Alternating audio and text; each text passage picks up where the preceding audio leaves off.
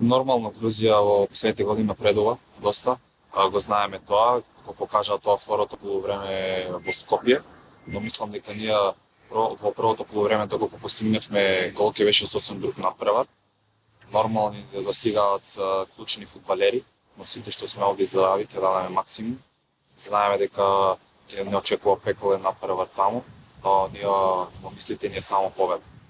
Нормално фудбалот се игра за голови. Во овие два тренинга веќе селекторот ни укажува како треба да напаѓаме, каде се слабите страни на Грузија. Еве се поигруваме и мислам дека конечно ќе го покажеме тоа на терен што го тренираме.